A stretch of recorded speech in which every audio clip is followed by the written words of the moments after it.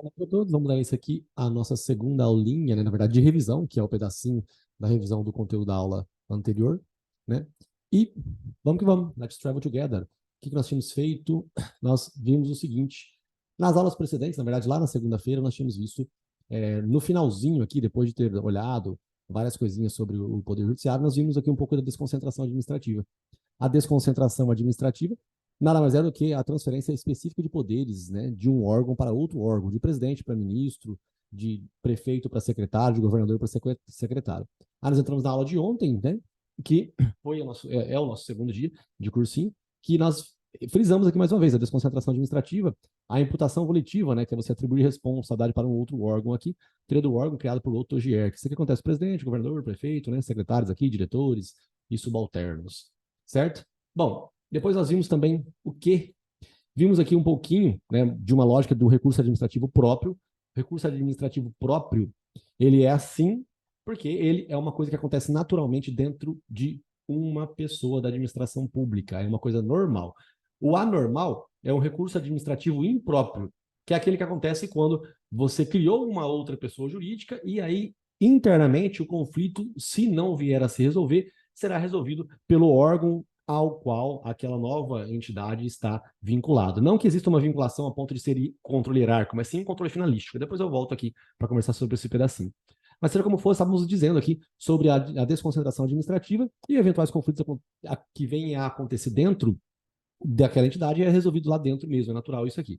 Isso é fruto da administração direta e da indireta também. Dentro da União, Estado, DF, município, a gente pode criar autarquias, fundações públicas, sociedades de economia mista, empresas públicas, tá? Aqui eu dei um exemplo. Às vezes, os órgãos subalternos conversam com os superiores, os autônomos e o independente, e mesmo assim eles concluem que eles não estão especificados, né, de maneira a suprir a necessidade daquela situação em si. Como eu disse aqui em cima, existe uma especificação, né? Eles vão se especializando internamente. Só que às vezes, mesmo a especialização interna não é suficiente, então eles procuram criar uma nova pessoa somente para isso.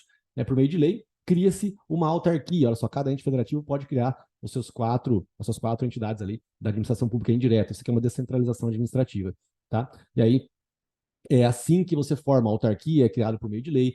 Empresas estatais, né, a lei autoriza a sua criação, e a fundação pública, parte dela é de direito público, parte dela é de direito privado, tá bom? Essa aqui vai ser uma divisãozinha bem importante, e eu peguei e frisei aqui mais uma vez sobre a expressão lei complementar. Né? A área de atuação de uma fundação pública é definida por meio de lei complementar, mas a sua criação, a criação não, a criação é feita por meio de lei, por meio de lei. Quando você fala lei ordinária, lei específica, é tudo uma coisa só. Lei ordinária, lei específica e lei é uma coisa só, tá?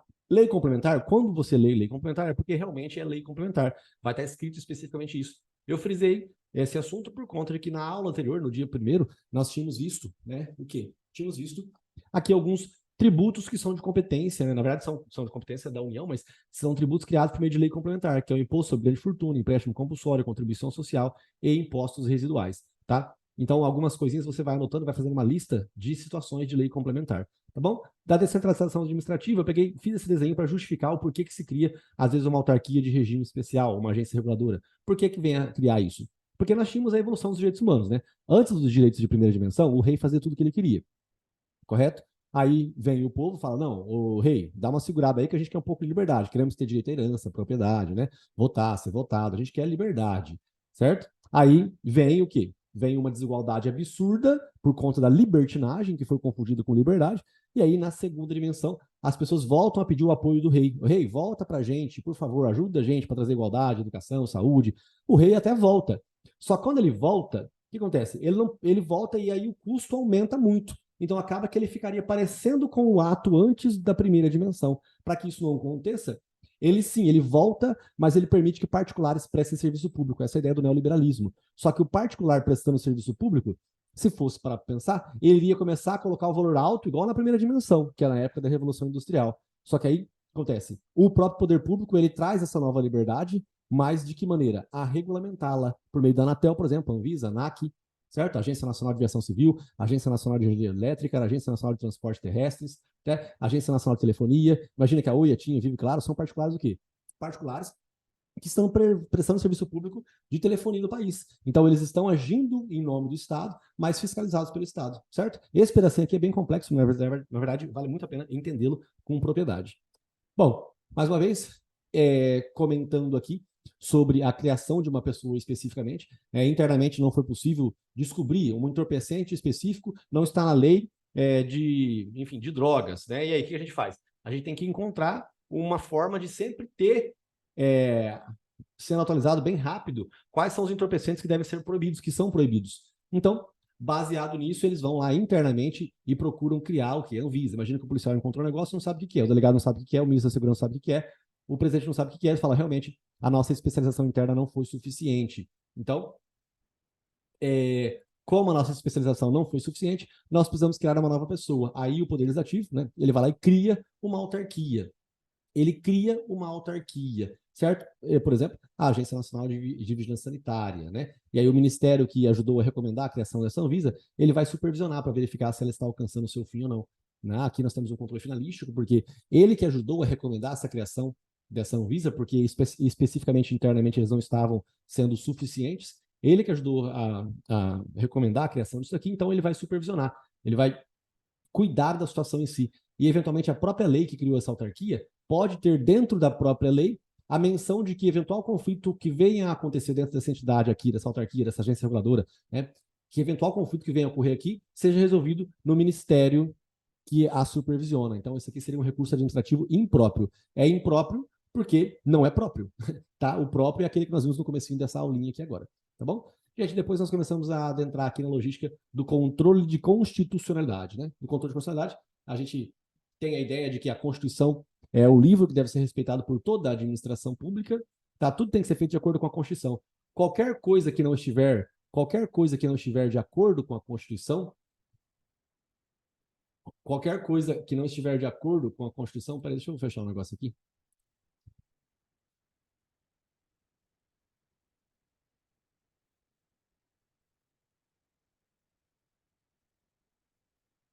Pronto, voltando. Qualquer coisa que não tiver de acordo com a Constituição, essa coisa será uma coisa inconstitucional. E, inclusive, emendas constitucionais podem ser inconstitucionais. Por quê? Porque ela está ajudando a manter atualizada a Constituição Federal. É isso que ela está buscando fazer, correto? E aí, se ela não for criada por um quórum de 2 turnos e 3/5 votos, ela não vai estar de acordo com a Constituição, então vai ser uma emenda constitucional inconstitucional. Isso também acontece com as leis ordinárias, leis complementares, né, que tem um processo legislativo aqui. Naturalmente, a gente leu alguns artigos para a gente entender que, em regra, a Casa Iniciadora é a Câmara dos Deputados, vai para o Senado Federal, pode voltar para a Casa Iniciadora para depois ir para o Poder Executivo, essas variações todas. Né? E aí nós comentamos aqui, né? Falei, gente, alguns casos tem que ser, alguns não, todos têm que respeitar a Constituição Federal. E entendo algumas coisas. A maioria das criações das leis passam pela sanção ou veto por parte do chefe do Executivo. Mas notem que aqui não precisou passar pela sanção ou veto, porque a previsão constitucional, artigo 60 da Constituição, diz como é que vai ser criada uma emenda constitucional, como é que vai se atualizar a Constituição, né, para que ela não se torne uma Constituição obsoleta, aquela Constituição imutável que não acompanha a evolução da sociedade. Nós temos as emendas constitucionais para manter a nossa Constituição sempre atualizada. Tá? E aí nós temos algumas coisas que não passam pela sanção do chefe do Executivo. Pensa, uma medida provisória que chega na Câmara dos Deputados, passa pela CCJ, para verificar se ela vai ter validade por um tempo, quando ela está passando por este momento aqui, ela está sendo analisada, vai ser convertida em lei, e se for convertida em lei sem alterações, não faria sentido nenhum o chefe do Executivo falar o seguinte, eu vou vetar essa medida provisória. Se ele teve uma ideia, ele colocou num texto aquela ideia, aí aquela ideia chega para se tornar uma lei ordinária, não faz sentido. Se ela se tornou uma lei ordinária sem alterações do projeto inicial, ele vir a vetá-la. Não faria sentido algum, correto? Bom, nós temos aqui também, no nosso contextinho, algumas outras coisas que também que não passam pela sanção veto do chefe do Executivo, que são decretos legislativos e resoluções, que são atos, né, normativos primários que são feitos pelo próprio Congresso Nacional, de maneira conjunta ou, às vezes, isoladamente, a Câmara ou o Senado. Tá bem? Gente, depois vimos aqui um pouco, né, da logística, né, do que vem a fazer ali o chefe do Executivo. Ele olha especificamente para os órgãos e cargos em si, né, órgãos dessa parte preta aqui, que é um prédio inteiro em si, ou vários prédios, e o cargo são as cadeirinhas sentadas. Então, o chefe executivo, ele olha bem de perto o que está acontecendo, né? Ele olha bem de perto. Então, ele que sabe qual que é o setor que está trabalhando melhor. Eu estou dizendo isso porque nós estávamos comentando sobre a Constituição, que ela é o livro máximo, né, daqui na logística do ordenamento jurídico de Hans Kelsen, e ela tem que ser protegida. Ela estabelece algumas coisas que devem ser respeitadas. Se essas coisas não forem respeitadas, essas coisas são inconstitucionais. E aí eu mostrei que tem situações que passam ou situações que não passam pelo chefe executivo para que ele sancione, que é concordar, ou para que ele vete, que é não concordar. E aí eu acabei trazendo aqui mais uma coisa que está prevista na Constituição, que é o quê? Que é quando está na iminência de ter que aumentar o salário, a remuneração de algum servidor público, quem é que tem essa atribuição? É o executivo, porque ele está próximo do que está realmente acontecendo. Então, incumbe ao chefe do executivo tratar destas situações. Incumbe ao chefe do executivo tratar dessas situações. Certo? Bom, ele fica bem próximo. Aí eu dei um exemplo, né, mencionando o seguinte: imagina que vereadores de uma pequena cidade resolvam fazer um projeto de lei para elevar o valor da remuneração dos enfermeiros municipais. E aí, por, sei lá, que cargas d'água, o prefeito ele gosta muito disso, falar, nossa, realmente, esses vereadores fizeram um projeto de lei muito legal, então eu vou concordar, eu vou sancionar. Aí a frase, né, que tem que ser decorada é: o vício de iniciativa não se convalida com a sanção do chefe executivo. Vício é erro de iniciativa porque começou errado. Não se convalida. Convalidar é tornar algo inválido em algo válido, tá? Então, o erro não se tornará válido quando o prefeito concordar. Não vai haver essa convalidação, tá bom? Isso aqui é uma longa explicação, mas é bem tranquilo, é de fácil entendimento, tá? Olha só, a casa iniciadora é a Câmara dos Deputados, vai para o Senado Federal, volta para a Câmara dos Deputados, vai para o chefe do executivo para que ele sancione o VET. Sancionar, concordar. Às vezes ele concorda com o projeto de lei, ele fala, nossa, realmente, os vereadores tinham que ganhar mais. Tadinho dos vereadores, né? O ideal seria que eles viessem a ganhar mais. Beleza. Ele poderia ganhar mais, ele poderia realmente ganhar mais, mas quem escolhe isso é o chefe do executivo, beleza? Bom, gente, lembrando que eu estou falando rápido porque isso aqui foi a aula de 3 horas de ontem, tá bom? Aí, por esse motivo que eu estou falando rápido, tá? Vamos lá. Continuando aqui, nós começamos a ver quem que é o guardião máximo da Constituição da República. O STF é o órgão máximo do Poder Judiciário, é o Supremo Tribunal Federal, e ele cuida da Constituição. E algumas pessoas específicas podem fazer uma ação diretamente direcionada ao próprio STF para dizer que uma lei é inconstitucional. Uma lei inconstitucional é uma lei errada. Né? Uma lei inconstitucional é uma lei errada, uma lei equivocada. Correto? Então, algumas pessoas podem chegar diretamente no Supremo Tribunal Federal. Não precisa passar pelo juiz, pelo TJ, pelo STJ, tá? Pode ir diretamente para o Supremo Tribunal Federal. E aqui eu fiz o esqueminha, né? Um desenho que eu faço um risquinho para o lado e coloco AD, AD, AD, AD. E por ordem alfabética eu coloco o CIP, né? A, B, C, D, E, F, G, H, I, J, K, L, M, N, O, P. Então aqui você tem ADC com leis federais, ADI com leis federais e estaduais, ADPF com as leis federais, estaduais e municipais. E nós lemos uma questãozinha vendo aqui sobre uma lei municipal. E será que essa lei municipal poderia ir ao STF para se tornar uma lei com presunção absoluta de constitucionalidade? Aí a resposta foi negativa, porque não existe ADC de leis municipais, somente ADC de leis federais. Também não existe ADC de leis estaduais. Tá? Isso já caiu nas últimas 3 provas da OAB, caiu 2 vezes. Tá? Ou nas últimas 4 caiu 2 vezes, que eu lembro que foi uma que era de um ato da Constituição de um Estado, e na prova passada agora que foi essa questãozinha aqui. Tá bom? Bom, depois que nós vimos aqui que o STF é o órgão máximo da Constituição e algumas pessoas, alguns legitimados ativos estão previstos na Constituição Federal como sendo aqueles que podem propor essa ação diretamente no Supremo Tribunal Federal, nós vimos aqui a ideia do que devia ser pertinência temática, né? Esses carinhas aqui têm que demonstrar que o tema que eles estão se insurgindo contra a constitucionalidade da lei é um tema que tem a ver com a própria vida deles, que é pertinente para a própria vida deles. Exemplo, a Confederação Sindical dos Metalúrgicos não pode cuidar de uma lei que trata da extração da borracha, certo? O governador do estado do Acre ele não pode falar sobre a lei que mexe, sei lá, com o que no estado de São Paulo. Cada um cuida da sua própria vida. Esses 12 legitimados aqui, nós temos mesa da Câmara, mesa do Senado, mesa da Assembleia Legislativa, mesa da Câmara Legislativa, presidente da República, procurador-geral da República, governador de estado, governador do DF, Conselho Federal da OAB, partido político com representação no Congresso Nacional, confederação sindical e entidade de classe de âmbito nacional. Tá? Lembrando que essa entidade de classe é dos engenheiros, dos arquitetos, né, dos médicos, que é a mesma coisa dos advogados, só que os advogados entendem de lei, por isso que eles estão em um lugar diferente. O Conselho Federal da OAB é mais ou menos, né, uma entidade ou uma autarquia, né, mas é uma entidade que ela cuida da classe de advogados. E esses, por sua vez, têm legitimidade universal para poder propor uma ação contra uma lei em si, ou a favor de uma lei em si. Tá? Aqui é mais um exemplo de pertinência temática, em que o governador do estado de São Paulo ele começa a perder o setor automobilístico do próprio estado, por conta de que o governador de Minas Gerais isentou o contribuinte de pagamento do imposto de produtos industrializados. Isso aqui não é de competência do Estado, por isso que o governador do estado de São Paulo pode sim surgir contra essa lei e pedir a inconstitucionalidade dessa lei. Por meio de ADI, ó, é possível você tratar da inconstitucionalidade de leis federais e leis estaduais. Beleza? Maravilha, gente. Aí essa questãozinha eu não vou ler com vocês aqui agora, porque enfim, porque o nosso trabalho aqui é de fazer uma revisão breve do conteúdo que foi visto ontem. Lembrando que se o conteúdo foi visto ontem, vocês deveriam ter revisado hoje, cada pedacinho desse PDF aqui, você deveria ter olhado, e se você não tivesse entendido, você tinha que ter me perguntado. Tá? Agora é uma hora para fazer uma revisão rápida do conteúdo da aula de ontem, e eu não vou conseguir fazer isso todos os dias do curso. Por quê? Porque chega uma hora que as coisas começam a ficar apertadas. Lembrando que essa aqui é uma semana bônus, então por ser semana bônus, dá para fazer toda essa brincadeira aqui. Depois não, depois eu tenho que tocar o terror na terra, e aí não tem para onde a gente correr, tá? Você vai ter que fazer a tua parte, não tem como a revisão ser o início da aula, tá bem? Bom, aqui, gente, nós temos mais uma demonstração de que o Supremo ele cuida assim da inconstitucionalidade das leis por meio de uma ação. Essas ações que pedem o seu julgamento de mérito, elas estão pedindo ali também a inconstitucionalidade da lei de maneira abstrata, né? Você olha para uma lei e fala assim, essa lei não vale nada. Por quê?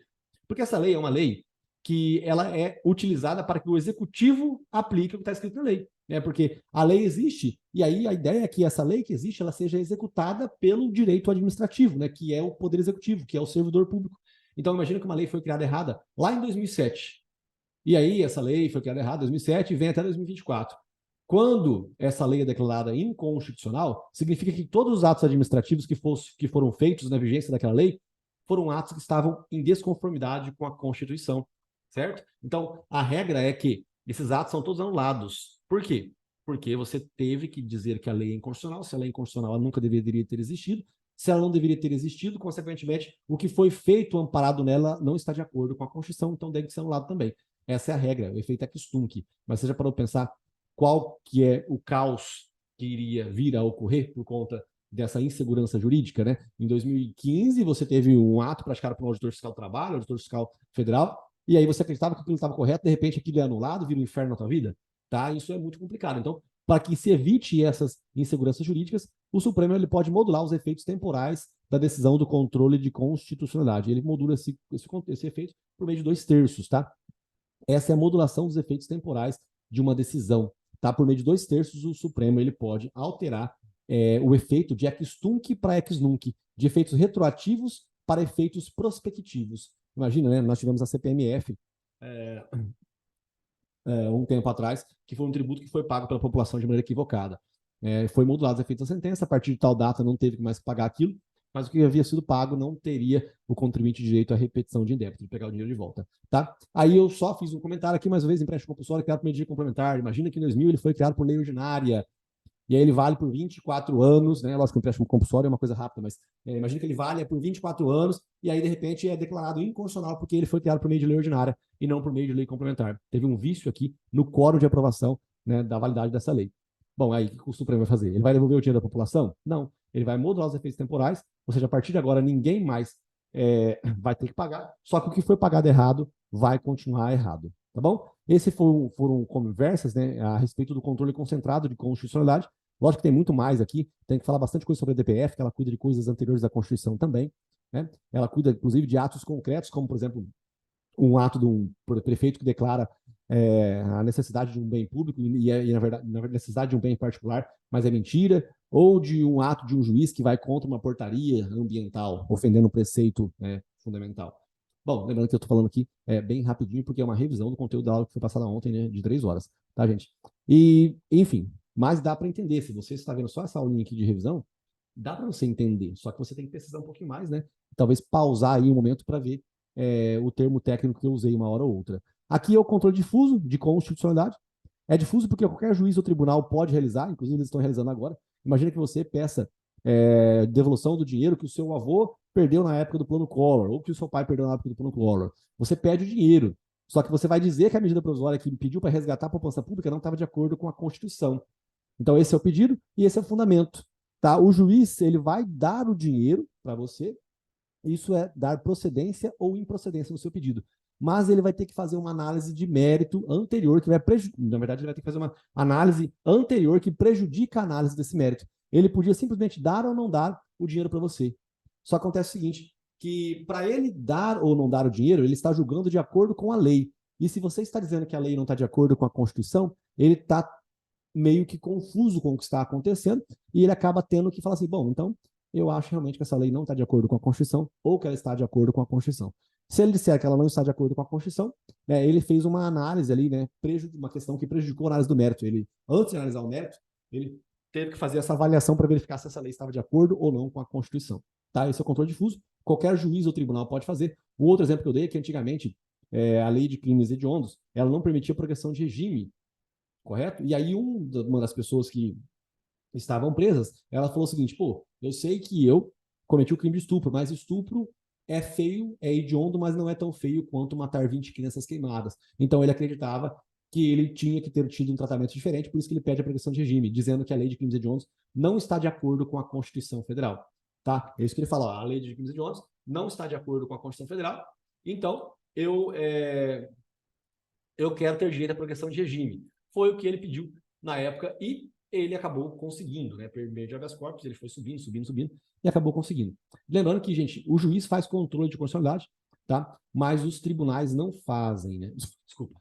O juiz faz controle, mas desembargador sozinho não faz, tá? O que é feito é o controle incidental aqui por um juiz de primeira instância e no tribunal a ideia é que o plenário diga que a lei é constitucional ou que a lei é inconstitucional. É isso que deve ocorrer. Esse é o correto. O caminho correto a ser percorrido é esse. É o pleno dizer que a lei não está de acordo com a Constituição. Não é uma turma isoladamente. Uma turma isoladamente, uma Câmara isoladamente não pode dizer isso. Tá bom? Agora, existe uma coisa interessante, que é a criação de um órgão especial. Para que você não reúna o pleno sempre, você cria um órgão especial para que ele defina ali se aquele assunto é ou não constitucional, se aquele assunto está ou não de acordo com a Constituição. Essa é a ideia que nós temos aqui nesses dispositivos, né, da cláusula de reserva de plenário e previsto no Código de Processo Civil também, essa logística de que de vez em quando, depois que o pleno e o órgão especial se manifestou muitas vezes, aí uma turma ou uma Câmara pode vir a se manifestar,